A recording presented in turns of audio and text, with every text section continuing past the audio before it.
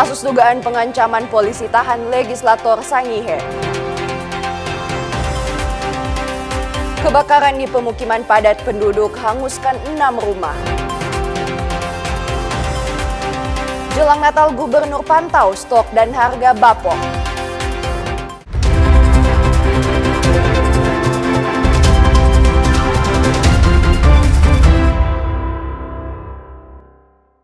Selamat pagi saudara, kita jumpa dalam program Kompas Sepekan. Selain 3 berita utama tadi, Anda juga bisa menikmati rangkuman sejumlah informasi menarik dalam sepekan yang dihimpun tim redaksi Kompas TV. Bersama saya Anata Samewoh, inilah Kompas Sepekan selengkapnya. Hanya di Kompas TV, independen, terpercaya.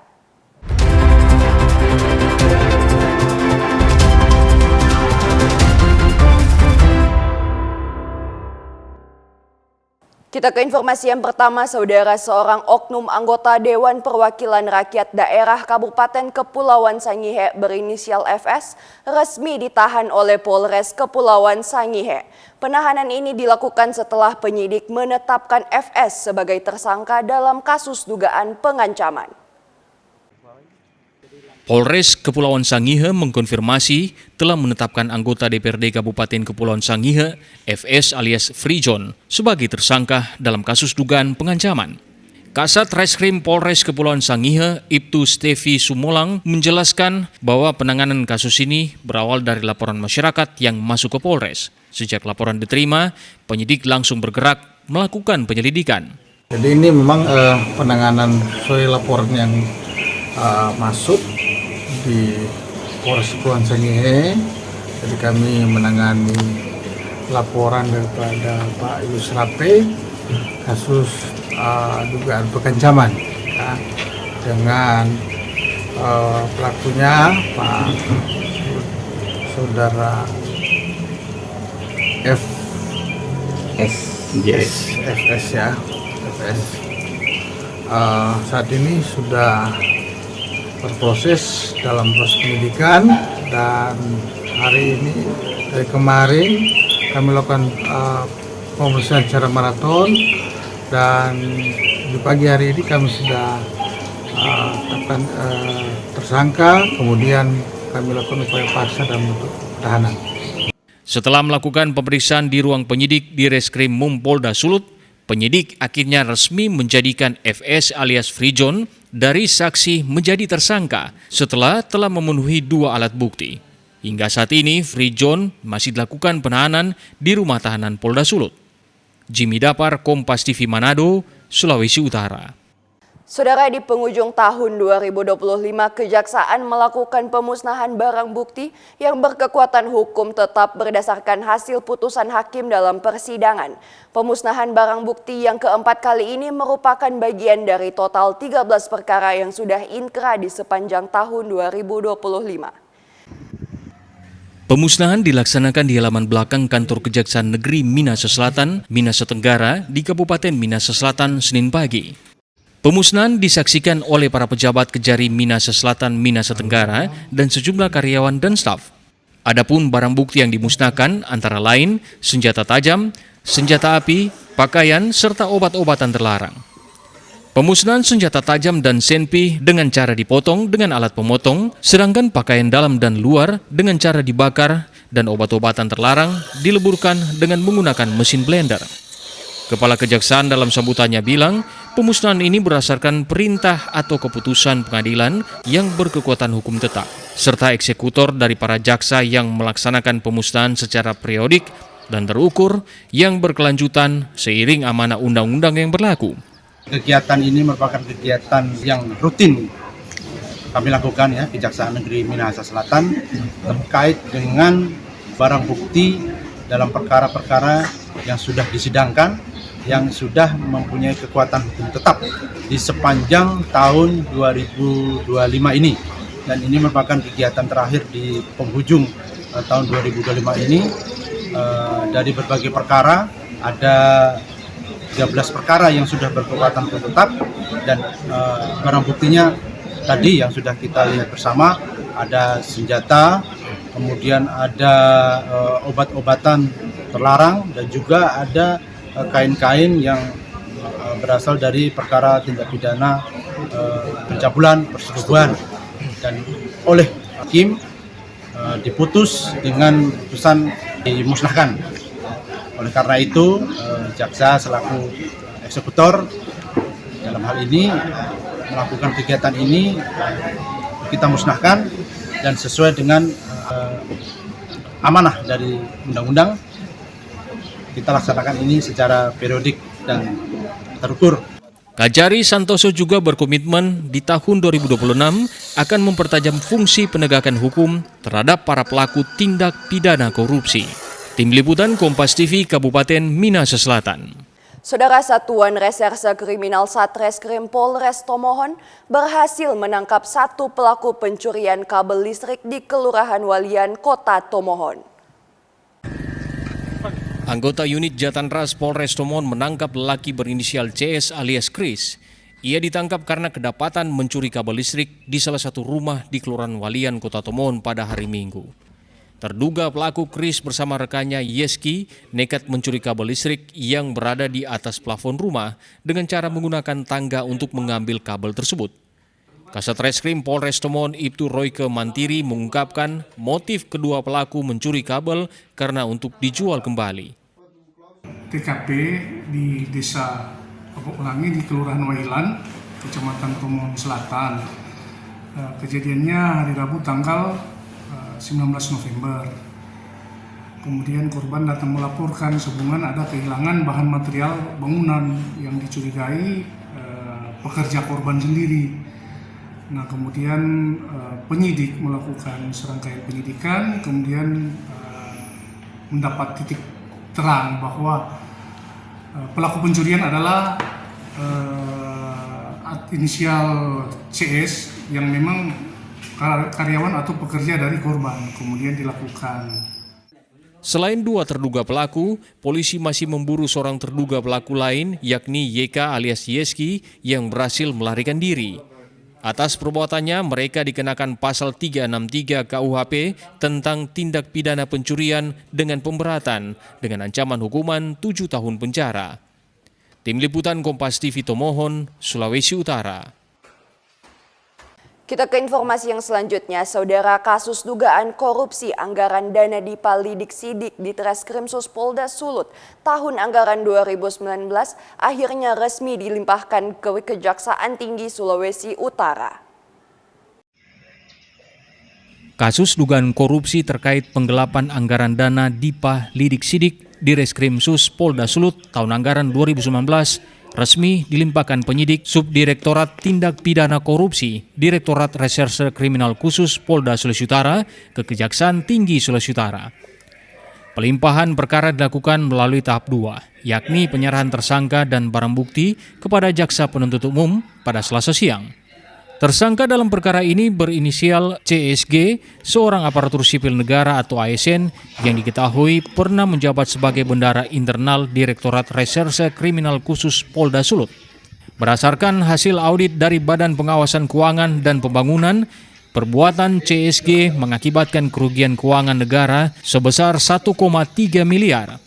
Atas perbuatannya tersangka dijerat pasal 2 dan pasal 3 Undang-Undang Nomor 31 Tahun 1999 tentang pemberantasan tindak pidana korupsi sebagaimana telah diubah dengan Undang-Undang Nomor 20 Tahun 2001. Jimmy Dapar, Kompas TV Manado, Sulawesi Utara. Kebakaran di pemukiman padat penduduk hanguskan 6 rumah. Informasi ini akan kami hadirkan sesaat lagi. Tetaplah bersama kami.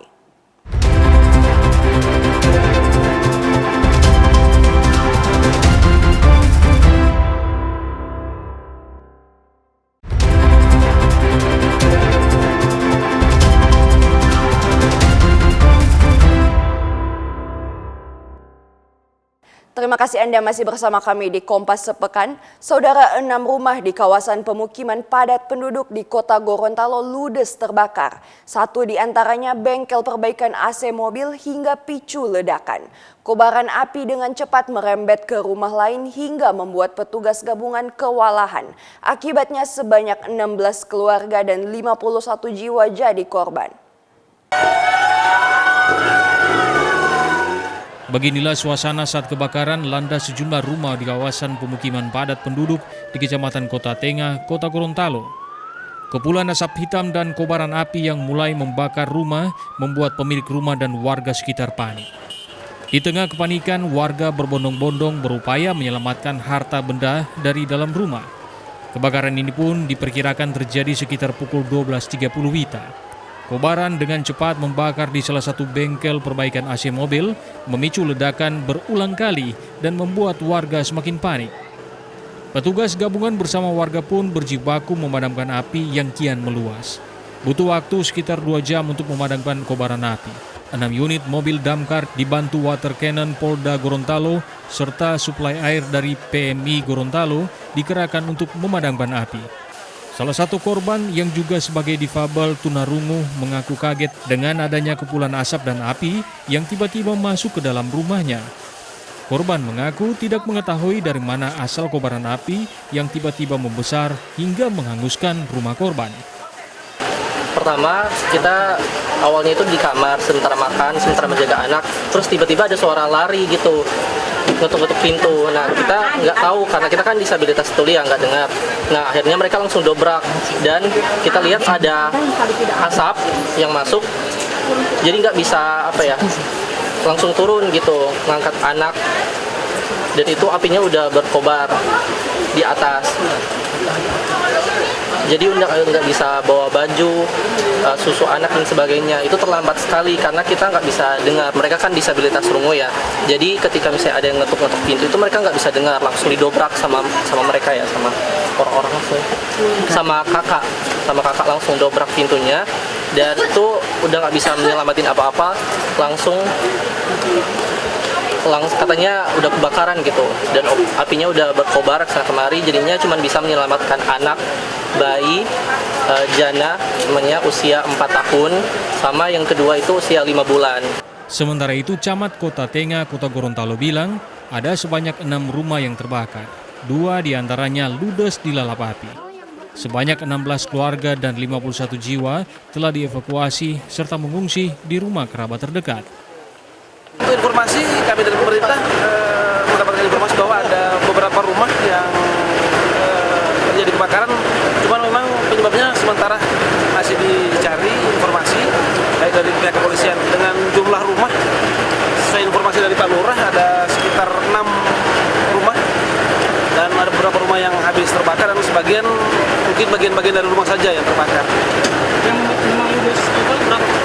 Ludes sekitar dua rumah yang terbakar habis untuk dari 6 rumah itu, dengan jumlah kakak sebanyak 16 dan jumlah jiwa 51 jiwa.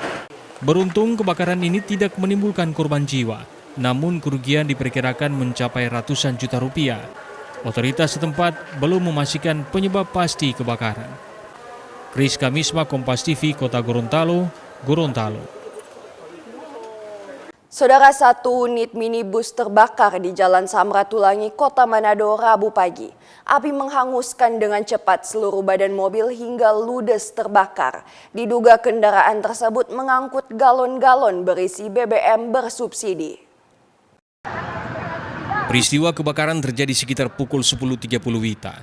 Api membakar hangus badan mobil sehingga tersisa rangka. Aroma bahan bakar menyengat hidung saat berada di lokasi kejadian. Pemadam kebakaran sempat kesulitan memadamkan api karena api terus membesar saat dilakukan pemadaman. Diduga terdapat galon berisi BBM jenis Pertalite yang ditampung di dalam kendaraan. Menurut saksi mata, mobil dikemudikan oleh seorang pria dewasa. Secara tiba-tiba terlihat kobaran api dari bagian belakang mobil yang sudah menepi dan diparkir di tepi jalan. Sempat terdengar bunyi ledakan kecil saat kebakaran terjadi. Supir terlihat panik dan berusaha keluar dari dalam mobil. Api sempat menghanguskan pakaian dan bagian tubuh pengendara, namun berhasil ditolong dan langsung dilarikan ke rumah sakit Bayangkara oleh warga sekitar. Orang lihat ada auto parkir di situ. Nah, entah itu dia ada berhenti atau dia ada berjalan, yang penting so berhenti di situ. Kong kita dengan peitualia, so ada api di belakang sopir itu, dang. Kong orang langsung bawa bataria bilang keluar jo dari api so lebih besar di belakang. Balumpa dari apa lantaran dia paksa-paksa buka tuh pintu oto nak tak buka, dia balumpa dari situ dia kaki tak gantung di Jadi dia jendela. sepicah tuh kaca di mana? Ya enggak sepica, memang ada buka tuh kaca tapi orang suruh balumpa dari kaca, dari jendela Buka sampai di bawah berarti dia. memang ada tabuka sono itu, jadi dia apa tapi DP kaki tak gantung di atas, nanti tak lolos DP kaki tak apa dia langsung tak tidur di jalan, pun kita dengan TPP itu Mana lari suka dan bakar, sudah dah? meledak, so angus semua dia Orang sampai itu. dengan rambut so habis ke sini. Laki-laki. Dia lari sini kita langsung panggil, tas saya duduk dulu di lantai. Nah, Harus minum sonda dulu menyala ini. dan untuk api pada DP badan. Sunda menyala. Harus dan melepuh tapi DP apa? so DP rambu-rambu semua so habis, dia bulu tangan kita saya DP minum. baju? DP baju angus, so tak bembeng-bembeng dan so tak menyala-menyalakan DP ujung-ujung. Iyo, dia balumpa dari pecahan so kaca kontagate atau bagaimana. Cuma rambut dan bulu-bulu semua so habis dan no, so bau sekali angus dia tadi no. 2 unit pemadam kebakaran dikerahkan pemerintah Kota Manado untuk memadamkan kebakaran ini. Arus lalu lintas di lokasi kejadian dialihkan sementara demi keamanan. Mobil Avanza tersebut, informasi yang kami dapati bahwa mobil tersebut sedang diparkir di tepi jalan dan ada seorang pengendara di dalam mobil. Kemudian saat dia berada di dalam, tiba-tiba dia mendengar ada ledakan kecil. Ada ledakan kecil, kemudian percikan api. Yang bersangkutan langsung memecahkan kaca dan lompat keluar. Tetapi yang bersangkutan, pengendara tersebut, sudah mengalami luka bakar di bagian wajah, bahkan di bagian tubuh bagian bawah, dan langsung dilarikan ke Rumah Sakit Bayangkara dengan dibantu oleh pengendara sepeda motor. Pak, ini kan ada temuan tadi di dalam mobil itu sejumlah jergen yang diduga berisi bahan bakar. Itu pemeriksaan kepolisian seperti apa, Pak? Terkait dengan didapati atau terlihat ada beberapa galon yang berada di dalam mobil tersebut, itu kami belum bisa pastikan galon tersebut dari mana, BBM-nya dari mana, itu masih dalam proses penyelidikan kami. Tapi bisa dipastikan bahwa galon yang ada di dalam itu adalah terisi BBM. BBM jenis apa, Pak? Dari bau yang kita bisa cium bahwa itu bau BBM jenis Pertalite. Pertalite, oke. Demi memastikan penyebab pasti kebakaran, sejumlah petugas hingga kini melakukan penyelidikan dan melakukan olah TKP. Yana Mega Singal, Kompas TV Manado, Sulawesi Utara. Saudara, Basarnas Manado mengerahkan KN Bimasena untuk melakukan pencarian seorang laki-laki penumpang kapal Barcelona yang diduga jatuh di antara perairan Laut Sitaro menuju Pelabuhan Manado. Tim Basarnas Manado menggunakan kapal Bimasena melakukan penyisiran wilayah laut antara perairan Sitaro dan Pelabuhan Manado Senin pagi. Kepala Kantor Pencarian dan Pertolongan Basarnas Sulawesi Utara, George Mercy Randang bilang, pihak Basarnas menerima laporan pada Minggu malam terkait adanya penumpang kapal yang diduga terjatuh saat menumpang kapal Barcelona 3. Korban diketahui bernama Makasombo Dame Mare, berusia 39 tahun, warga desa Karatung 1, Kecamatan Manganitu, Kabupaten Kepulauan Talaut. Menindaklanjuti laporan tersebut, Basarnas melakukan koordinasi dengan stakeholder terkait, melakukan pencarian di sekitar wilayah perairan di mana korban diduga terjatuh. Basarnas Sulawesi Utara, Kantor Pencarian Pertolongan Kelas A Manado, menindaklanjuti terhadap satu laporan dari pihak PT SPI atau dari pihak KN Barcelona sehubungan dengan satu orang yang jatuh di daerah yang diperkirakan jatuh di saat berlayar di antara Pelabuhan Lirung dan Pelabuhan Manado. Korban diinformasikan sempat terlihat di jam-jam yang sudah dikoordinasikan, namun di esok hari setelah mendekati Pelabuhan Manado, bahwa korban diinformasikan tidak ada.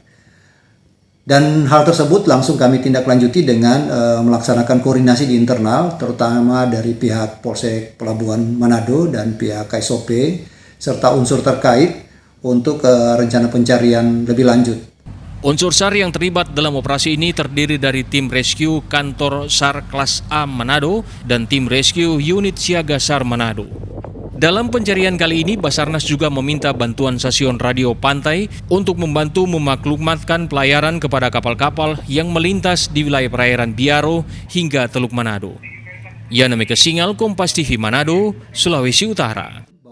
Saudara Menteri Perhubungan RI Dudi Purwagandi berkunjung ke Manado Rabu pagi. Dalam kunjungan kerjanya, Menteri Dudi membagikan ratusan life jacket atau pelampung kepada nelayan di Kalimas Calaca, Manado. Dalam kunjungan kerjanya kali ini, Menteri Perhubungan RI Dudi Purwagandi menyambangi pelabuhan Perahu Kalimas di kawasan Pasar Bersati, Kota Manado. Dalam kesempatan itu, Menteri Dudi berdialog dengan para nelayan, menyerap aspirasi sekaligus mengingatkan pentingnya prosedur keselamatan saat beraktivitas di laut, terutama di tengah kondisi cuaca yang kurang bersahabat. Menteri Dudi juga menyerahkan 270 unit bantuan life jacket kepada nelayan serta awak perahu transportasi wisata tradisional antar pulau yang beroperasi di wilayah perairan Manado. Ia menegaskan keselamatan pelayaran tidak boleh dianggap sepele, terlebih dengan kondisi cuaca yang belakangan ini tidak menentu. Menurutnya, kewaspadaan ekstra sangat diperlukan agar aktivitas melaut tetap aman. Nelayan ya, yang mereka beraktivitas di penyeberangan, kami dengan Komisi 5, kemudian Pak Wagub, Pak Wali Kota, Kepala Disub ya, sangat peduli terhadap keselamatan khususnya bagi para nelayan, kemudian juga angkutan laut tradisional. Selama Nataru mereka banyak beraktivitas di laut dan juga kita memperhatikan cuaca yang tidak begitu baik. Ya, harapan kami ya ini mungkin tidak begitu besar. Kami menyampaikan bantuan untuk life jacket ya, supaya mereka dalam beraktivitas kesehariannya di laut tetap menggunakan life jacket untuk kepentingan keselamatan mereka. Dalam kunjungan tersebut, Menteri Perhubungan didampingi jajaran Kementerian Perhubungan, Wakil Gubernur Sulawesi Utara Victor Mailangkai, Kepala KSOP Manado, serta sejumlah pejabat terkait lainnya. Jimmy Dapar, Kompas TV Manado, Sulawesi Utara. Informasi pembukaan posko terpadu Nataru di bandara akan kami hadirkan usai jeda berikut. Tetaplah bersama kami.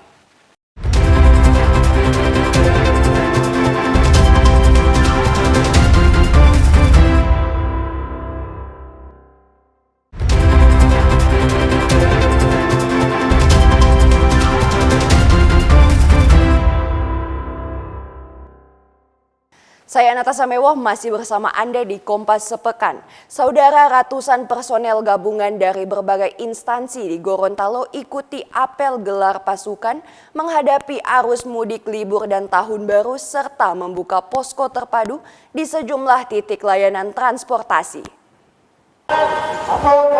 Menjelang perayaan Natal dan Tahun Baru, ratusan personel gabungan mulai dari instansi perhubungan, Basarnas, tim kesehatan hingga TNI Polri mulai disiagakan.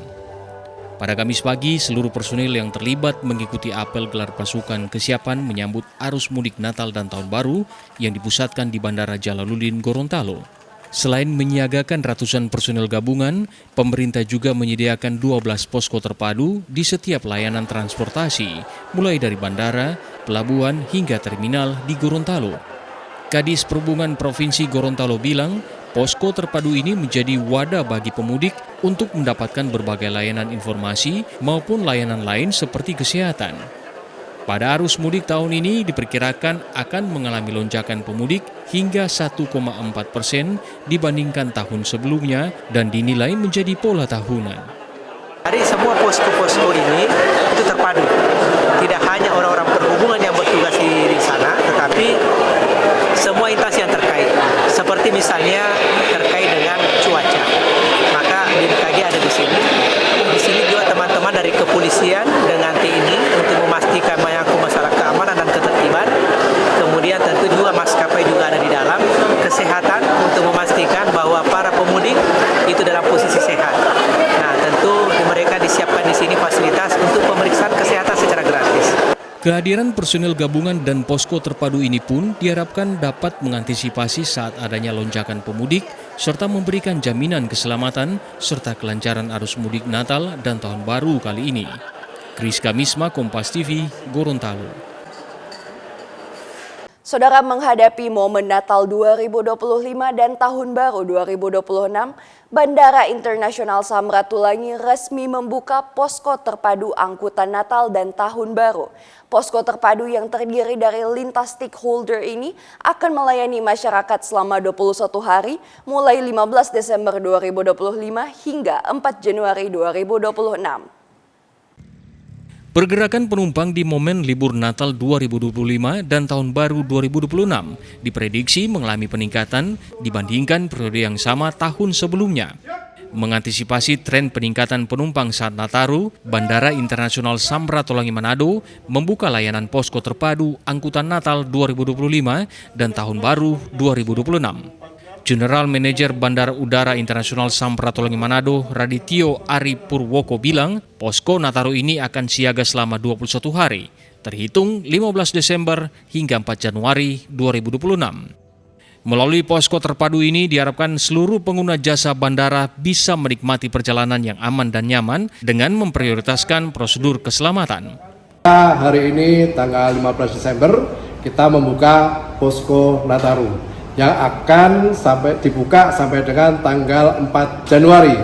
Jadi berlangsung selama 21 hari di lingkungan Angkasa Pura Indonesia. Tentunya ini berbeda-beda dengan posko yang lain. Dan hari ini sudah kita buka dan disaksikan, diikuti oleh seluruh stakeholder di bandara, baik TNI Polri, CIQ, airline, ground handling, dan seluruh stakeholder yang ada di Bandara Samratulangi Manado. Bandara Internasional Samratulangi memprediksi terjadi pertumbuhan penumpang sebesar 6,4% di momen Nataru 2025-2026 dibandingkan momen Nataru sebelumnya. Yana Megasingal, Kompas TV Manado, Sulawesi Utara. Sementara itu, Saudara, Kantor Kesyahbandaran dan Otoritas Pelabuhan Kota Manado melaksanakan apel kesiapan posko penyelenggaraan angkutan laut Natal dan Tahun Baru. Mengantisipasi lonjakan penumpang, KSOP kelas 3 Manado menyediakan 21 armada kapal untuk melayani masyarakat yang akan mudik di wilayah kepulauan. Kantor Kesyahbandaran dan Otoritas Pelabuhan kelas 3 Manado serta instansi terkait menggelar apel kesiapan posko angkutan laut Natal dan Tahun Baru di Terminal Pelabuhan Manado, Kamis pagi. Apel kesiapan tersebut dipimpin langsung oleh Kepala Dinas Perhubungan Provinsi Sulawesi Utara, Ishak Rey. Apel ini dilakukan bentuk komitmen pemerintah guna memastikan kelancaran, keamanan, dan keselamatan transportasi laut selama mudik Natal dan Tahun Baru. Posko angkutan laut Nataru ini mulai beroperasi pada Kamis 18 Desember 2025 hingga 8 Januari 2026. Sehingga pada saat ini KSOP Manado melakukan posko dalam rangka kesiapan angkutan Natal 2026 dan Tahun Baru. Lagi angkutan Natal tahun 2025 dan Tahun Baru 2026. Jadi kita melihat bahwa berdasarkan instruksi dari Menteri dan pemerintah pusat bahwa setiap daerah wajib untuk menjamin keselamatan. Dan hari ini kita mau pastikan bahwa untuk angkutan laut di Pelabuhan Manado ini kita pastikan bahwa wajib kita melayani masyarakat dengan sebaik-baiknya demi keselamatan dan kelancaran transportasi laut. Untuk melayani mudik Natal dan Tahun Baru 2025-2026 dari Pelabuhan Manado ke sejumlah lokasi tujuan di wilayah kepulauan, KSOP menyiapkan 21 armada kapal. 11 kapal diantaranya telah dilakukan ramcek atau uji petik. Kapal untuk angkutan Natal dan Tahun Baru 2025-2026 itu totalnya ada 21 kapal. Kemudian 11 kapal sudah kita lakukan ramcek di Pelabuhan Manado. Untuk sisanya 10 kapal itu di ramcek di pelabuhan lain. Kemudian juga dari 21 kapal itu untuk ke laut, kalau yang sebelumnya tahun lalu itu hanya 2 kapal, sekarang ada penambahan menjadi 3 kapal. Natal dan Tahun Baru ini, pemerintah daerah rencananya akan memprogramkan mudik gratis sebagai bentuk kepedulian terhadap masyarakat yang membutuhkan. Jimmy Dapar, Kompas TV Manado, Sulawesi Utara. Di Sulawesi Tengah, saudara, pihak Bandara Mutiara Sis Al Jufri Palu menggelar apel pembukaan posko Natal dan Tahun Baru. Apel ini melibatkan sejumlah instansi terkait. Kepala Bandara Mutiara Sis Al Jufri Palu, Prasetyo Hadi, memimpin apel pembukaan posko terpadu Nataru pada Kamis pagi. Apel ini diikuti TNI, Polri, Basarnas Palu, dan tim kesehatan bandara ikut dalam upacara itu. Pembukaan posko ditandai secara simbolis pemasangan rompi petugas posko Nataru. Kepala Bandara Mutiara Sis Al Jufri Palu, Prasetyo Hadi bilang, di hari pertama dibuka posko Nataru belum terjadi lonjakan penumpang.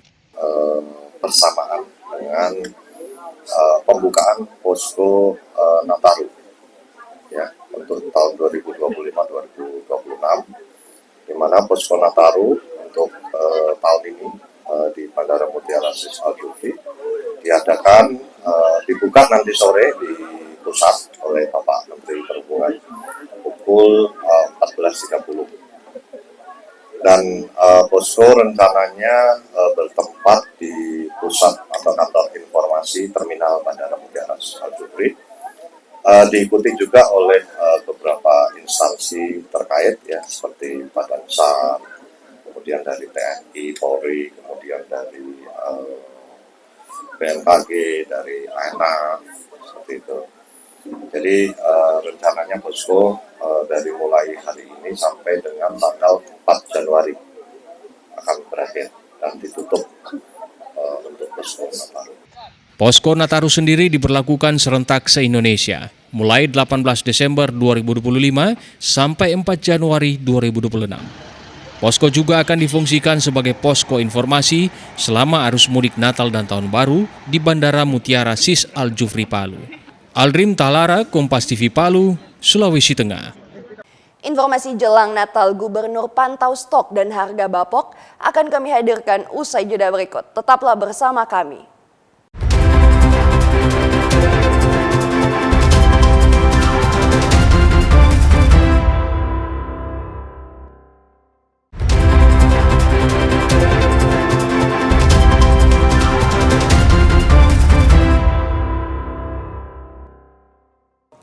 Terima kasih Anda masih bersama kami, Saudara. Gubernur Sulawesi Utara Maijen TNI Purnawirawan Julius Selvanus melakukan pemantauan harga bahan pokok di pasar tradisional di Manado pekan lalu.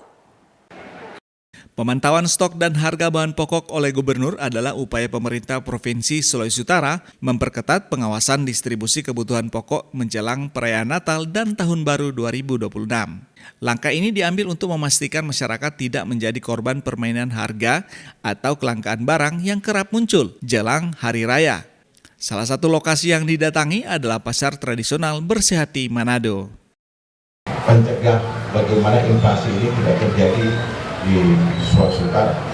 Dan puji Tuhan, alhamdulillah hari ini kita dalam posisi masih negatif, masih aman ya, tetapi kita harus tetap waspada karena kebutuhan masyarakat ini meningkat dalam rangka menghadapi Nataru, ya, Natal dan Tahun Baru.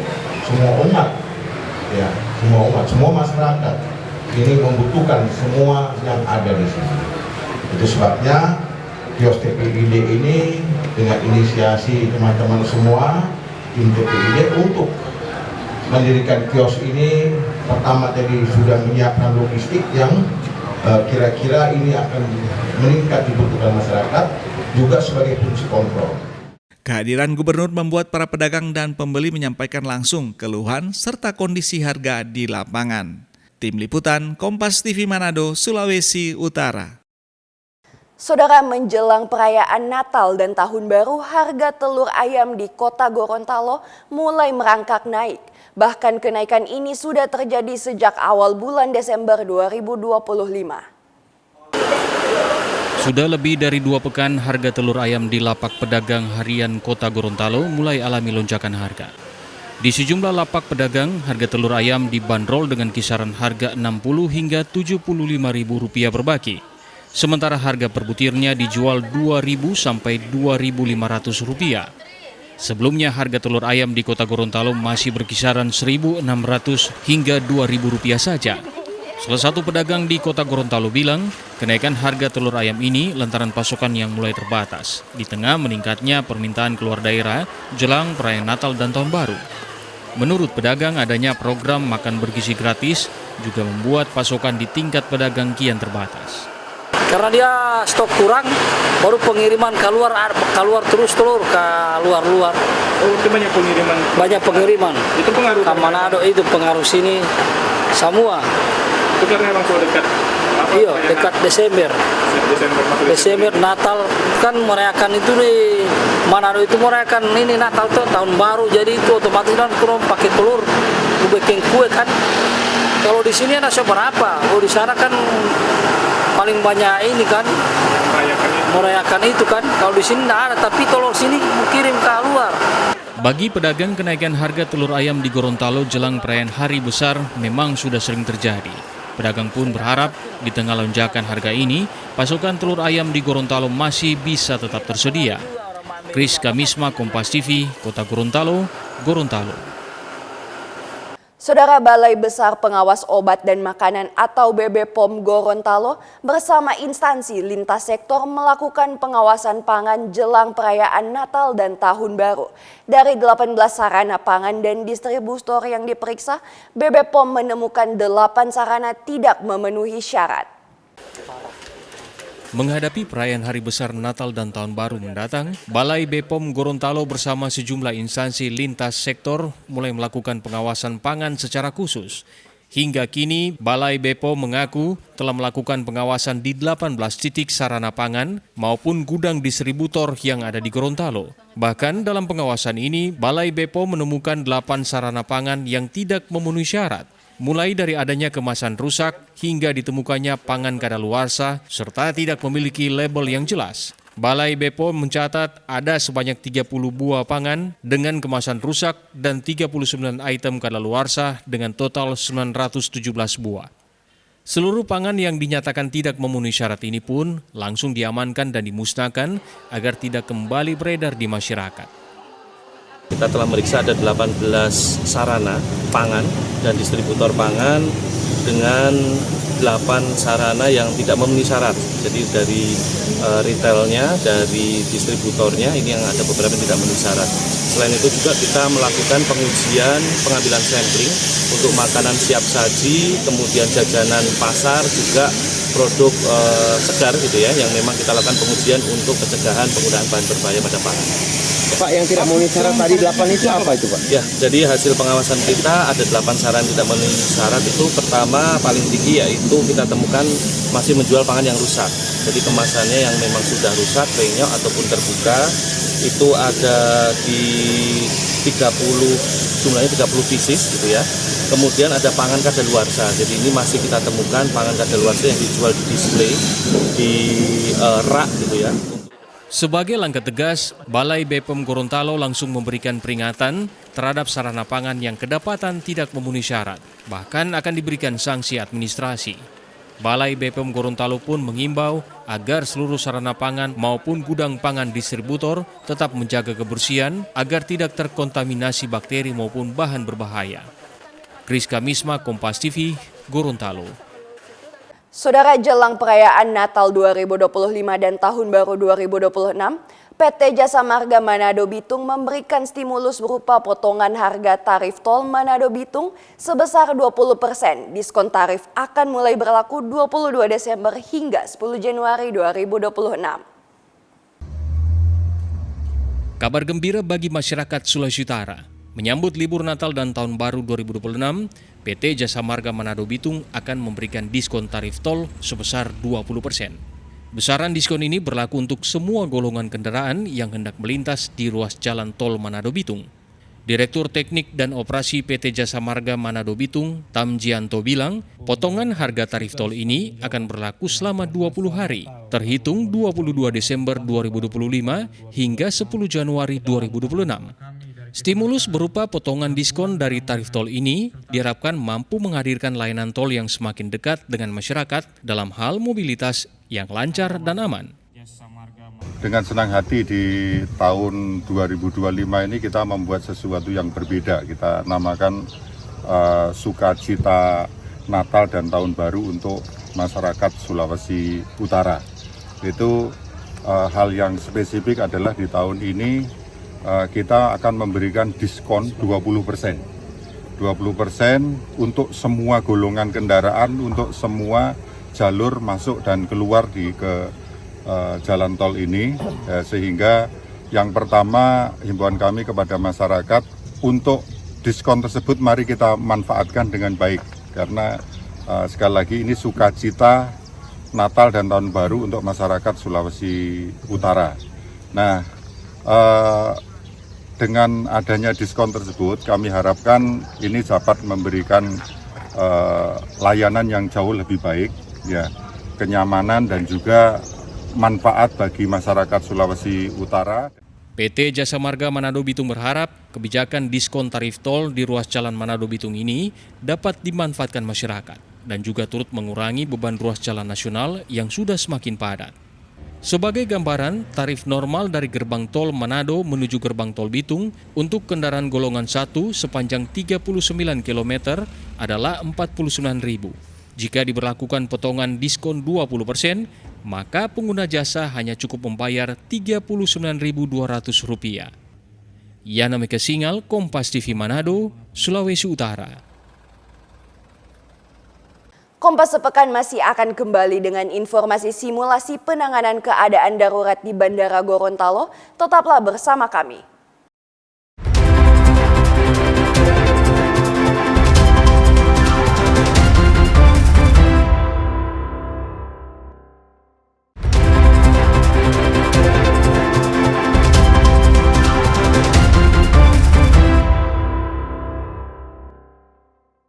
Terima kasih Anda masih bersama kami di Kompas Sepekan. Saudara, tim keamanan penerbangan bersama Satuan Brimob Polda Gorontalo menggelar simulasi penanganan keadaan darurat di Bandara Jalaluddin Gorontalo.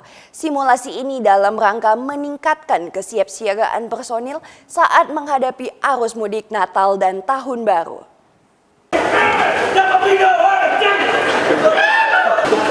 Beginilah suasana di kawasan Bandara Jalaluddin Gorontalo saat dikepung ratusan massa aksi yang menolak kedatangan salah satu pemimpin organisasi masyarakat. Aksi penolakan ini pun berujung ricuh hingga membuat ratusan personel Satuan Brimob Polda Gorontalo diturunkan. Ketegangan di kawasan bandara ini pun semakin memuncak saat massa aksi menyandera salah satu penumpang hingga membakar sebuah mobil dengan bom molotov. Tim keamanan bandara bersama Satuan Brimob Polda Gorontalo pun berupaya melepaskan sandera dan membubarkan massa aksi dengan melepaskan tembakan gas air mata. Api yang membakar satu unit mobil ini pun langsung dipadamkan tim pemadam kebakaran bandara. Kepala Bandara Jalaluddin Gorontalo bilang, simulasi penanganan kondisi darurat di kawasan bandara ini sebagai upaya dalam meningkatkan kesiapsiagaan personil demi memberikan rasa aman dan kelancaran arus mudik Natal dan Tahun Baru. Atau keamanan bandar udara, kami bekerja sama dengan Satuan Brimob Polda Gorontalo yang hari ini sudah hadir bersama kita untuk menggelar latihan bersama-sama. Hal ini adalah sebagai antisipasi karena ini adalah amanah dari undang-undang, dari peraturan, kami harus melaksanakan latihan itu minimal setahun sekali. Ya, jadi kalau rapat kemarin laksanakan setahun 3 kali, nah kalau hari ini adalah latihannya itu adalah setahun sekali. Kebetulan hadir bersama kami dari perwakilan dari Otoritas Bandar Udara Wilayah 8 Manado. Beliau juga hadir untuk memonitor posko sekaligus juga untuk menghadiri latihan ini seperti itu. Simulasi ini pun dilakukan secara profesional dan menyuguhkan suasana dramatis dengan persiapan penanganan yang terakomodasi antara tim keamanan penerbangan dengan personil kepolisian. Melalui simulasi ini diharapkan dapat meningkatkan koordinasi keamanan demi kenyamanan pemudik yang akan merayakan Natal dan Tahun Baru. Kriska Misma, Kompas TV, Gorontalo. Saudara, Bandar Udara Mutiara SIS Al-Jufri menggelar simulasi pertolongan kecelakaan penerbangan dan pemadam kebakaran pada Kamis pagi. Simulasi diikuti sejumlah instansi yang ada di bandara. Sebelum simulasi dimulai, pihak bandara telah berkoordinasi dengan Airnav terkait waktu penerbangan. Tujuannya agar simulasi berjalan lancar tanpa resiko pesawat mendarat. Simulasi kemudian dimulai dengan terjadinya kebakaran pada mesin kanan di pesawat tipe ATR. Laporan darurat itu kemudian diteruskan ke tim pemadam kebakaran bandara dan tim lainnya untuk melakukan evakuasi korban. Satu unit mobil pemadam kebakaran bersama sejumlah petugas langsung melakukan pemadaman api yang telah membesar. Setelah api mulai berhasil padam, petugas evakuasi melakukan tugasnya lewat pintu darurat pesawat. Dalam simulasi itu, 1 orang dilaporkan meninggal dunia dan 2 orang luka berat dan sisanya mengalami luka ringan. Timbulnya korban membuat keluarga korban ingin memaksa masuk ke area bandara yang telah dijaga petugas gabungan. Para korban kemudian ditangani hingga dibawa ke rumah sakit. Kepala Bandara Mutiara SIS Al-Jufri Palu, Prasetyo Hadi bilang, ini rutin dilakukan tiap tahun. Jadi untuk menguji performan ketepatan waktu dari peralatan kami, mobil PKPTK, kemudian sikap dan tanggap dari rekan-rekan semuanya. Kemudian tadi sudah ada juga simulasi untuk penanganan apabila terjadi huru-hara di bandar udara. Evaluasinya intinya bahwa kami harus selalu siap sedia tanggap untuk penanganan apabila terjadi kejadian luar biasa, insiden ataupun eksiden yang melibatkan pesawat udara dan juga penumpang di dalam pesawat udara. Simulasi ini juga dirangkaikan dengan pembukaan posko Natal dan Tahun Baru di Bandara Mutiara SIS Al-Jufri Palu. Aldrim Talara, Kompas TV Palu, Sulawesi Tengah. Kita ke sorotan lainnya, Saudara. Kejaksaan Tinggi Gorontalo bersama seluruh Kejaksaan Negeri seprovinsi Gorontalo berhasil menangani 64 kasus dugaan tindak pidana korupsi sepanjang tahun 2025 dengan menyelamatkan uang negara lebih dari 880 juta rupiah. Penanganan tindak pidana korupsi hingga kini masih menjadi sorotan publik lantaran masih maraknya praktik korupsi yang terjadi di Provinsi Gorontalo. Di sepanjang tahun 2025, Kejaksaan Tinggi bersama seluruh Kejaksaan Negeri seprovinsi Gorontalo telah menangani hingga 64 perkara dugaan tindak pidana korupsi, terdiri dari 39 perkara dalam proses penyelidikan dan 25 perkara tahap penyidikan. Sementara itu, Kejati Gorontalo sendiri pun telah menangani 5 perkara korupsi, mulai dari dugaan korupsi proyek kanal banjir Tanggida, korupsi proyek Videotron, dan hibah KONI, hingga dugaan korupsi perjalanan dinas pemerintah Kota Gorontalo. Dari 5 perkara yang ditangani, Kejati Gorontalo telah menetapkan 2 tersangka dalam kasus korupsi proyek kanal Tanggida yang melibatkan pejabat pemerintah. Kejati mendapati beragam modus yang kerap digunakan dalam setiap tindakan pidana korupsi, mulai dari markup harga atau penambahan volume barang, perjalanan dinas fiktif, hingga proses pelelangan proyek tidak sesuai dengan ketentuan. Bicara modus perkara, karena perkara 5, mungkin 5 juga macam modusnya. Ya. Kalau bicara pengadaan barang jasa, itu biasa. Modusnya mungkin dari tahap pelelangan, ya. Ada mungkin pelelangan yang sesuai dengan pengadaan barang jasa ataupun yang bertentangan dengan peraturan yang ada di APBP ataupun terkait dengan markup harga ataupun pengurangan volume dan lain-lain. Itu kalau bicara pengadaan barang jasa. Kalau untuk modus yang sekarang kami tangani itu perjalanan dinas, ada perjalanan dinas yang mungkin perjalanan dinas tidak pernah dilakukan, tapi seakan-akan dilakukan dengan cara apa? Dengan cara melengkapi administrasi perkara. Seperti adanya pembiayaan yang menggunakan tiket pesawat terbang, kemudian adanya invoice dari hotel ataupun dari harga mobil ataupun harga lainnya. Itu modus-modusnya biasa. Meski terkendala dalam proses pemeriksaan saksi yang cukup memakan waktu, Kejati Gorontalo bersama seluruh jajaran Kejari seprovinsi Gorontalo optimis dalam mengungkap semua dugaan kasus korupsi di Gorontalo. Kris Kamisma, Kompas TV, Gorontalo. Saudara, data Dinas Kesehatan Provinsi Sulawesi Tengah menunjukkan kasus HIV/AIDS mengalami peningkatan dalam 3 tahun terakhir. 3 daerah yang memiliki kasus HIV tinggi diantaranya Kota Palu, Kabupaten Banggai, dan Kabupaten Morowali. Pada 2023 jumlah kasus berada di angka 696, tahun 2024 meningkat menjadi 702 kasus.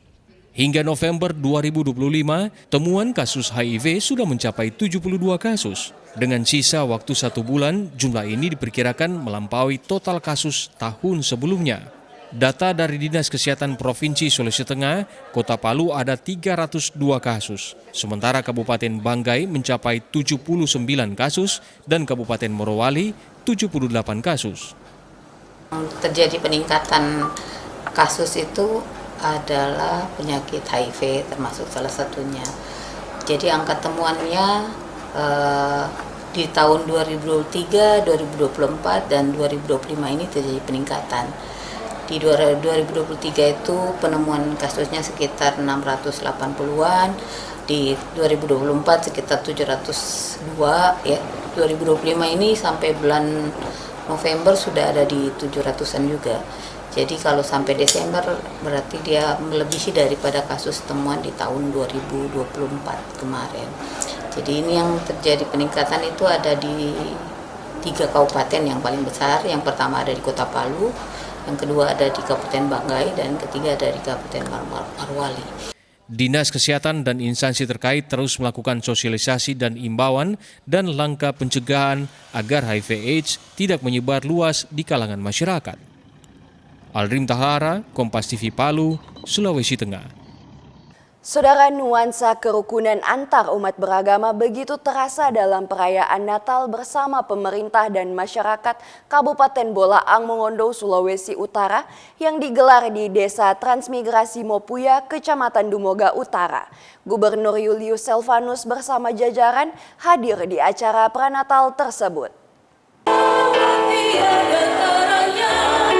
Perayaan Natal bersama pemerintah dan masyarakat Bolaang Mongondo ini diawali dengan ibadah Natal yang dipimpin oleh Ketua Sinode Gereja Masih Injili Bolaang Mongondo, Pendeta Feki Kamasaan, yang turut dihadiri oleh Gubernur Sulawesi Utara Julius Selvanus, Sekprov Tahlis Galang, Forkopimda Provinsi dan Kabupaten Kota, para tokoh agama, tokoh masyarakat, serta warga dari berbagai latar belakang. Kehadiran Gubernur Sulawesi Utara Julius Selvanus dalam perayaan Natal bersama selain untuk bersilaturahmi dan berbagi sukacita bersama masyarakat, momentum ini juga menjadi sarana untuk memperkuat persatuan dan kesatuan dan toleransi antar umat beragama, khususnya di wilayah transmigrasi yang dikenal dengan beragam suku, agama, dan budaya. Julius Selvanus juga berpesan, kasih Natal harus sampai, tidak hanya pada diri sendiri, namun pada keluarga, organisasi, pemerintah daerah dan provinsi hingga ke nasional. Sebab kasih dan terang Natal mampu memperkokoh kerukunan, menjaga persaudaraan, serta mendorong terciptanya kehidupan masyarakat yang damai dan harmonis di Kabupaten Bolaang Mongondo. Itu yang kita harapkan, saudara-saudaraku sekalian, ya, kasih Natal harus mampu sampai ke pribadi, lepas pribadi, keluarga, organisasi, bahkan yang lebih besar lagi kepada pemerintah daerah, pemerintah provinsi, bahkan nasional.